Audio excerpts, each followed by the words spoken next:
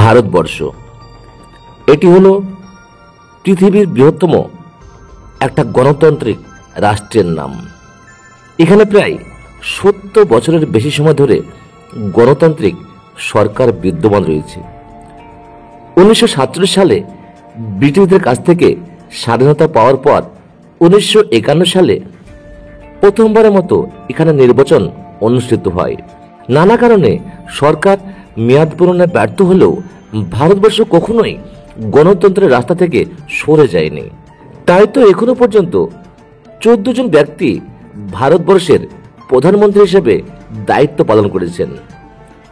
ARC24 নিউজে আজকের এই ভিডিওতে জানাবো সেই 14 জন প্রধানমন্ত্রীর নানা জানা অজানা তথ্য।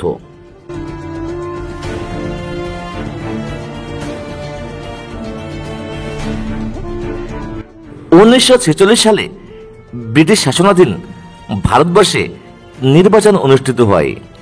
এই নির্বাচনে কংগ্রেস পার্টি সর্বাধিক আসনে জয়লাভ করে। সেই সময় কংগ্রেস সরকার গঠন করলে প্রধানমন্ত্রী হন ভারতের স্বাধীনতা আন্দোলনের গুরুত্বপূর্ণ নেতা জওহরলাল নেহরু। এর এক বছর পর 1947 সালে ব্রিটিশরা ভারত ত্যাগ করার সময় দেশটিতে সরকার পরিচালনার দায়িত্ব কংগ্রেসের ওপরই দিয়ে যায়। তাই স্বাধীনতার পর ভারতের প্রথম প্রধানমন্ত্রী নির্বাচিত হন জওহরলাল নেহরু। অবশ্য সেই সময় সংবিধান রচিত হয়নি বলে তখনও গণতান্ত্রিক রাষ্ট্র হিসাবে পরিচিত হয়নি ভারতবর্ষ। প্রায় 3 বছর পর 1950 সালে গণতান্ত্রিক রাষ্ট্র হিসাবে রিপাবলিক অফ ইন্ডিয়ার যাত্রা শুরু হয়। এরপর 1951 সালের 25শে অক্টোবর এবং 1952 সালের 21শে ফেব্রুয়ারি 2 দফায় সাধারণ নির্বাচনের মধ্য দিয়ে স্বাধীন ভারতের প্রথম গণতান্ত্রিক নির্বাচনের সূচনা হয়। সেই নির্বাচনে 489টি আসনের মধ্যে 364টি জিতে বিজয়ী হয় কংগ্রেস। তারা সরকার গঠন করলে আবারও প্রধানমন্ত্রী হন জওহরলাল নেহরু। 15 এপ্রিল 1952 সাল থেকে তিনি দায়িত্ব পালন শুরু করেন। শুধু তাই নয়, 1957 ও 1962 সালের নির্বাচনেও কংগ্রেস বিপুল ব্যবধানে জয়লাভ করলে সে সময় জওহরলাল নেহরুই প্রধানমন্ত্রীর দায়িত্ব পালন করেন। অর্থাৎ স্বাধীন ভারতে তিনি 3 দফায় ভারতের প্রধানমন্ত্রী ছিলেন। জওহরলাল নেহরু যে একদিন ভারতবর্ষের প্রধানমন্ত্রী হবেন তা যেন নিয়তে নির্ধারিতই ছিল।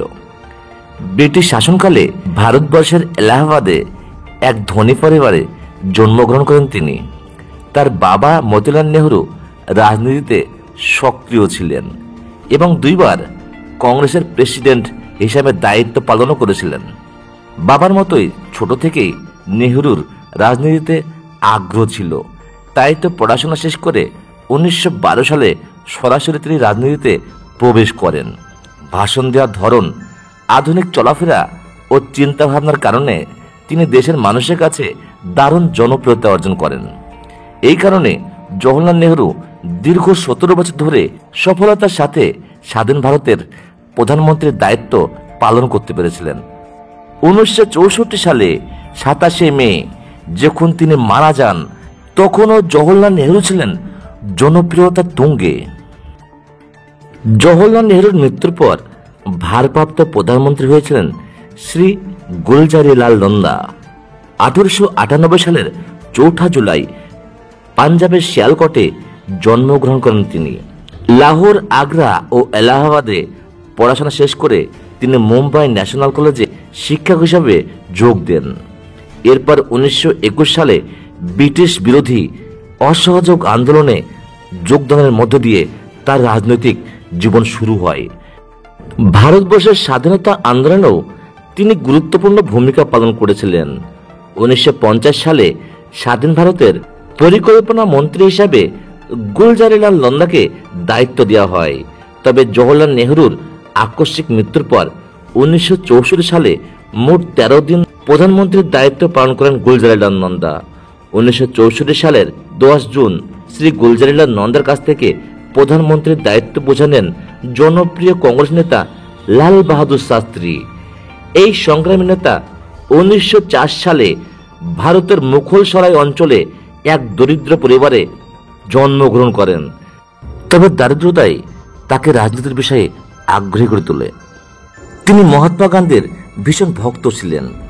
তিনি বিশ্বাস করতেন একমাত্র স্বাধীনতাই শুধুমাত্র দেশকে অর্থনৈতিক সংকট থেকে মুক্তি দিতে পারে।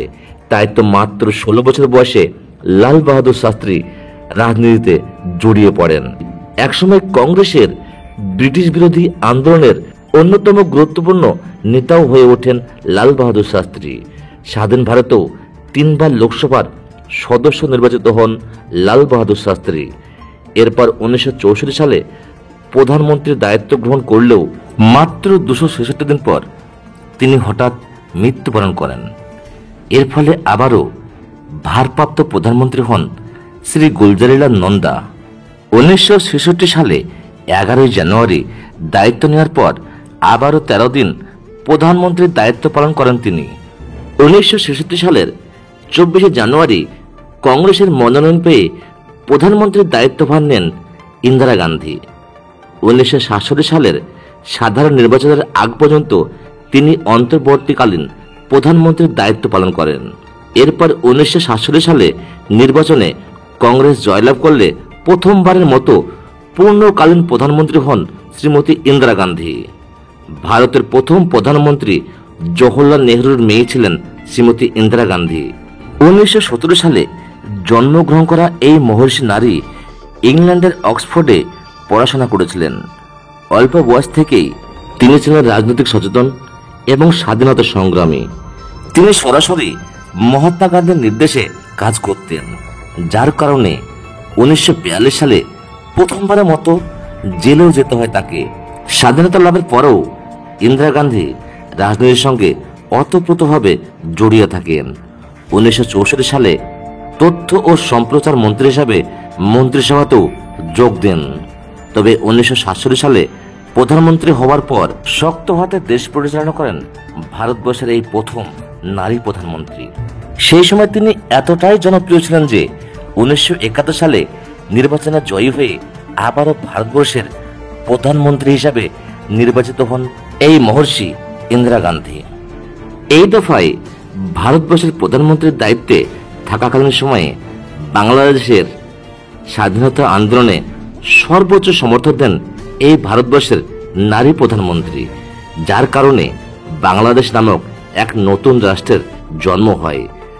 তবে দ্বিতীয় দফায় প্রধানমন্ত্রী থাকাকালীন ইন্দিরা গান্ধীর জনপ্রিয়তা হ্রাস পায়। একই সাথে ভারত জুড়ে প্রবল রাজনৈতিক অস্থিরতা শুরু হয়। ফলে 1975 সালে দেশে ন্যাশনাল এমার্জেন্সি ঘোষণা করেন ইন্দিরা গান্ধী, যার কারণে তার জনপ্রিয়তায় ধস নামে। এমার্জেন্সির মধ্যেই 1977 সালে দেশের নির্বাচন অনুষ্ঠিত হলে ইন্দিরা গান্ধী তথা কংগ্রেস পার্টিকে পরাজিত করে ক্ষমতায় আসে জনতা পার্টি। জনতা পার্টির নেতা মোরারজি দেশাই প্রধানমন্ত্রী হিসেবে শপথ গ্রহণ করেন। 1996 সালে ভাদলি গ্রামে জন্মগ্রহণ করা মোরারজি দেশাই ছিলেন একজন স্কুল শিক্ষকের সন্তান। পড়াশোনা শেষ করে সরকারি কর্মকর্তা হিসেবে কর্মজীবন শুরু করলেও 1930 সালে চাকরি ছেড়ে স্বাধীনতা আন্দোলনে যোগ দেন তিনি। স্বাধীনতার পর 1967 সালে ইন্দিরা গান্ধীর মন্ত্রিসভায় যোগ দেন মোরারজি দেশাই।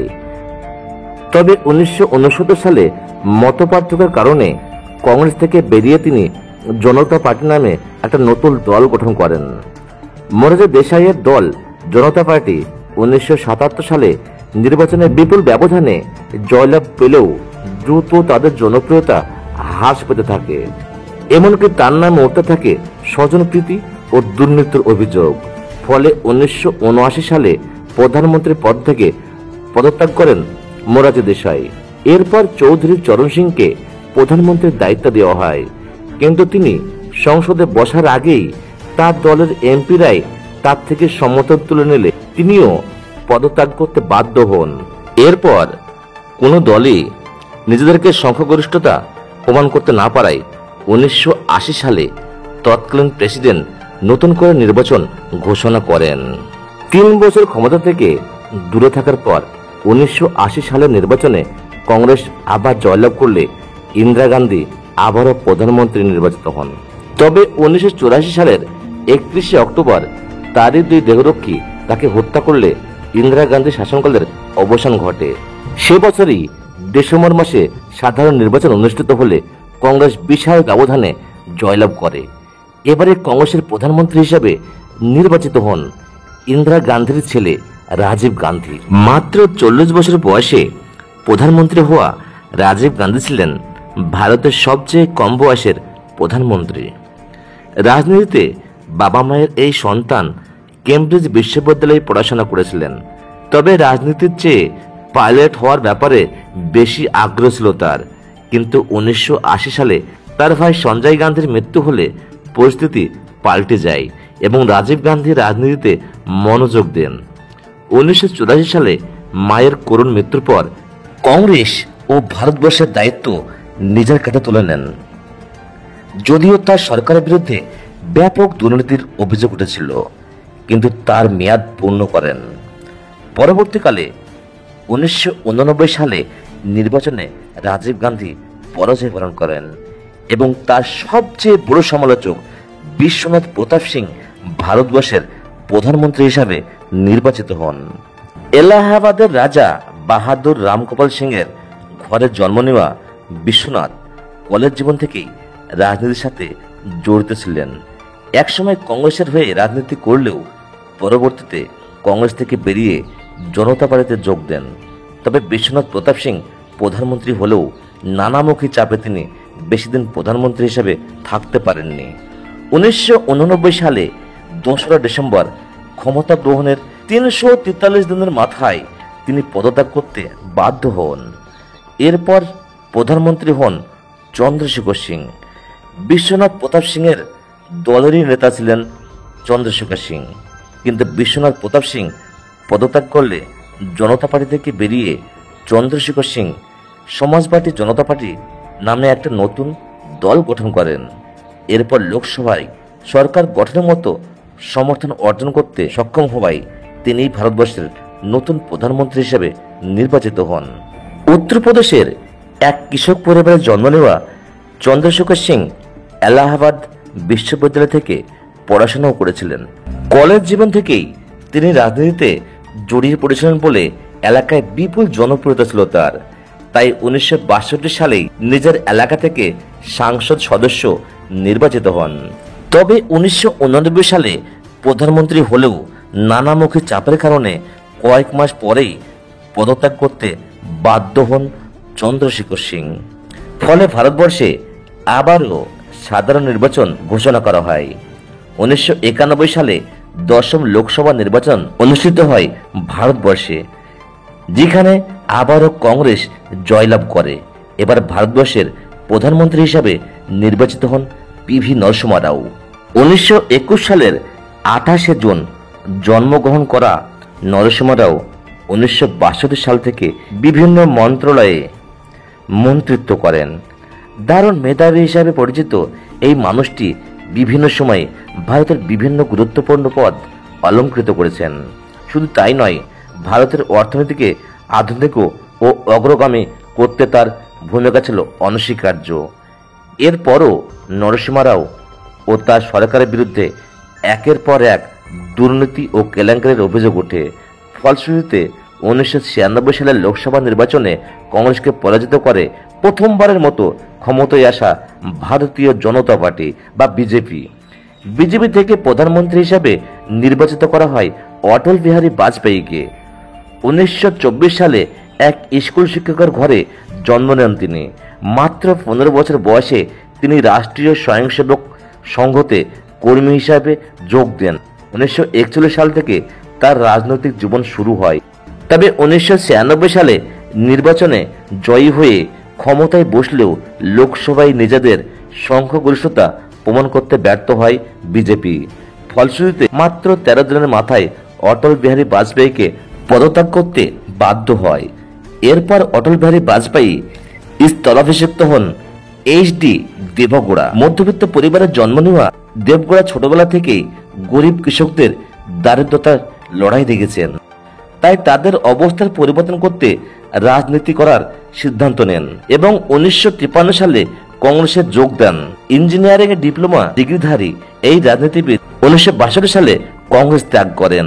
পরবর্তীতে 1996 সালে অটল বিহারী বাজপেয়ী পদত্যাগ করলে এইচ.ডি. দেবগৌড়া ভারতের প্রধানমন্ত্রী হয়ে 324 দিন দায়িত্ব পালন করেছিলেন, কিন্তু নানাবিধ চাপের কারণে তিনিও বছর পার না হতেই পদত্যাগ করেন। 1997 সালে এইচ.ডি. দেবগৌড়া প্রধানমন্ত্রীর পদ ছেড়ে দিলে ইন্দ্র কুমার গুজরাল ভারতের প্রধানমন্ত্রীর দায়িত্ব নেন। 1920 সালে পাঞ্জাবের ঝিলমে জন্মগ্রহণ করা ইন্দ্র কুমার গুজরালের বাবা মা উভয়ই ছিলেন স্বাধীনতা সংগ্রামী। ইন্দ্র কুমার নিজেও মাত্র 11 বছর বয়সে স্বাধীনতা সংগ্রামে যোগদান করেন। এই কারণে তাকে একাধিকবার জেলও যেতে হয়েছে। স্বাধীন ভারতেও তিনি সক্রিয় রাজনীতিতে যুক্ত ছিলেন। একাধিকবার বিভিন্ন মন্ত্রীর দায়িত্ব পালন করার পর ইন্দ্র কুমার গুজরাল প্রধানমন্ত্রী নির্বাচিত হন। বিস্ময়করভাবে 332 দিন দায়িত্ব পালন করার পর 1998 সালে ইন্দ্র কুমার দায়িত্ব ছেড়ে দিলে আবার অটল বিহারী বাজপেয়ী ভারতের প্রধানমন্ত্রী হন। 1999 সালে আবারও ভারতবর্ষে সাধারণ নির্বাচন অনুষ্ঠিত হয়। 1999 সালে সাধারণ নির্বাচনে পুনরায় বিজেপি জয়ী হলে আবারও অটল বিহারী বাজপেয়ী প্রধানমন্ত্রীর দায়িত্ব গ্রহণ করেন। 2004 সাল পর্যন্ত তিনি নিষ্ঠার সাথে এ দায়িত্ব পালন করে গেছেন। এরপরেও 2004 সালের নির্বাচনে অল্প ব্যবধানে বিজেপিকে হারিয়ে পুনরায় ক্ষমতায় আসে ভারতের জাতীয় কংগ্রেস। এবার দল থেকে প্রধানমন্ত্রী দেওয়া হয় মনমোহন সিংকে। বিখ্যাত অর্থনীতিবিদ মনমোহন সিং 1932 সালের পাঞ্জাবের এক গ্রামে জন্মগ্রহণ করেন। পাঞ্জাব বিশ্ববিদ্যালয় থেকে অক্সফোর্ড বিশ্ববিদ্যালয় পর্যন্ত পড়াশোনাও করেছেন এই স্বল্পভাষী মানুষটি। তিনি কখনোই রাজনীতির সাথে জড়িত ছিলেন না। রাজনীতির আঁকাবাঁকা গলি তিনি চিনতেনও না, কিন্তু নানামুখী সংকটে পড়া ভারতের অর্থনীতিকে পথ ফিরিয়ে আনতে 1991 সালে তাকে অর্থমন্ত্রী পদে নিয়োগ দেওয়া হয়। এরপর ভারতের অর্থনীতি এক নতুন দিগন্তে ধাবিত হয়। এইসব কারণে মনমোহন সিংয়ের জনপ্রিয়তা ছিল প্রবল থেকে প্রবলতর। তাই কংগ্রেস প্রধান সোনিয়া গান্ধী 2004 সালে এই স্বল্পভাষী ও মেধাবী মানুষটিকে ভারতের প্রধানমন্ত্রী পদে নির্বাচিত করেন। 2009 সালে কংগ্রেস পুনরায় জয়লাভ করলে আবারও কংগ্রেস মনমোহন সিংকেই প্রধানমন্ত্রী পদে নির্বাচিত করে, কিন্তু এই দফায় তার মন্ত্রিসভা ও সরকারের বিরুদ্ধে ব্যাপক দুর্নীতি ও স্বজনপ্রীতির অভিযোগ ওঠে। সেটিকে অস্ত্র বানিয়ে কংগ্রেসকে পরাজিত করে 2014 সালে বিজেপি পুনরায় ক্ষমতায় আসেন। তারা প্রধানমন্ত্রীর পদে বিতর্কিত ও জনপ্রিয় ব্যক্তিত্ব নরেন্দ্র মোদীকে নির্বাচন করেন। নরেন্দ্র মোদী ভারতের প্রথম প্রধানমন্ত্রী যিনি স্বাধীন ভারতে জন্মগ্রহণ করেছিলেন। 1950 সালে 17 সেপ্টেম্বর গুজরাটে তিনি জন্মগ্রহণ করেন এবং সেখানে বড় হয়ে ওঠেন। তার বাবা ছিলেন একজন চা বিক্রেতা। নরেন্দ্র মোদী তার বাবাকে শৈশব থেকে সাহায্য করতেন। ছোটবেলায় পড়াশোনার চেয়ে নরেন্দ্র মোদী অভিনয়ে বেশি আগ্রহী ছিলেন। সাধারণত দেবতা বা অবতার চরিত্রে তিনি অভিনয় করতে পছন্দ করতেন। বড় হওয়ার পর নরেন্দ্র মোদী 1971 সালে আরএসএস এর পূর্ণকালীন কর্মী হিসেবে রাজনৈতিক ও আধ্যাত্মিক জীবন শুরু করেন। এরপর 1985 সালে বিজেপি কর্মী হিসাবে যোগ দেন রাজনীতিতে তার দ্রুত উত্থান ঘটে এবং 2021 সালে গুজরাটের মুখ্যমন্ত্রী নির্বাচিত হন। সে বছর গুজরাটে হিন্দু মুসলিম দাঙ্গার পেছনে মুখ্যমন্ত্রী নরেন্দ্র মোদীর গুরুত্বপূর্ণ ভূমিকা ছিল বলে বিশ্বাস করেন অসংখ্য ভারতীয়। কিন্তু নরেন্দ্র মোদী তার বাকপটুতার কারণে দ্রুত সর্বভারতীয় ক্ষেত্রে জনপ্রিয় হয়ে ওঠেন। এরপর 2014 সালের নির্বাচনে বিজেপি জয়লাভ করলে নরেন্দ্র মোদী প্রধানমন্ত্রী নির্বাচিত হন। 5 বছর পরে 2019 সালের নির্বাচনেও বিজেপি জয়লাভ করলে পুনরায় ভারতের প্রধানমন্ত্রীর পদ অলঙ্কৃত করেন নরেন্দ্র মোদী। সদ্য নির্বাচনে 2024 সালেও বিজেপি নেতৃত্বাধীন এনডিএ জোট স্বল্প ব্যবধান হলেও এগিয়ে, তাই 2024 সালেও প্রধানমন্ত্রী পদ অলঙ্কৃত করছেন নরেন্দ্র মোদী। কিন্তু 2024 সালে গঠিত হওয়া সরকার কতদিন চলবে সেটাই ভাববার। সব মিলিয়ে গণতান্ত্রিক দেশ ভারতবর্ষের ইতিহাসে বিভিন্ন সময় বিভিন্ন জন প্রধানমন্ত্রী নির্বাচিত হয়েছেন। এর মাঝে জওহরলাল নেহরু, ইন্দিরা গান্ধী ও নরেন্দ্র মোদীর জনপ্রিয়তা ছিল আকাশ ছোঁয়া।